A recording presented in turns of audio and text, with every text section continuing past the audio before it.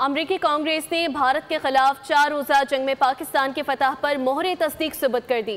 कांग्रेस की US China economic and security commission की report में एतराफ़ किया कि मई में होने वाली पाक भारत जंग में भारत को वाज़ेह और भारी शिकस्त हुई है। पाकिस्तान ने चीनी हथियारों की मदद से फ्रांसीसी साख्ता राफेल तैयारे मार गिराए। पाक भारत जंग का हकीकी फातेह पाकिस्तान था। अमरीकी कांग्रेस ने पाकिस्तान की फतह पर मोहर लगा दी।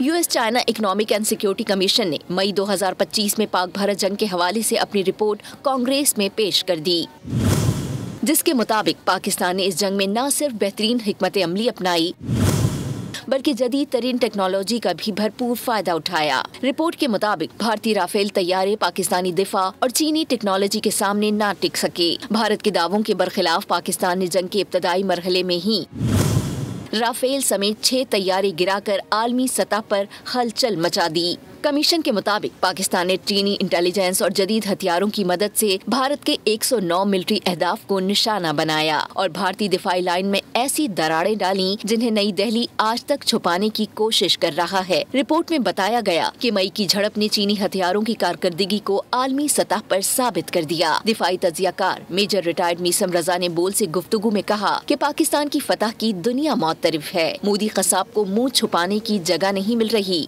इन 4 दिनों की जंग में जिस तरह जो नतायज जो निकले और न सिर्फ दिफाई मुहाज पे चित मारा बल्कि सफारती तौर पे भी उनको कम्प्लीटली आइसोलेट कर दिया। जो खुद वो चाय वाला गुजराती बुचर जो है इस कदर शर्मिंदा हो गया कि अब बिहार के इलेक्शन में कोई आरएसएस का जलसा करने के लिए तैयार नहीं हो रहा।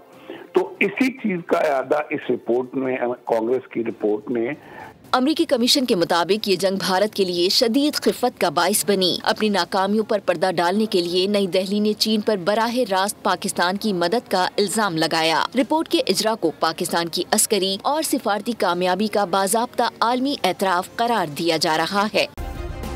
सब्सक्राइब करें और बेल दबाएं ताकि कोई खबर रह न जाए।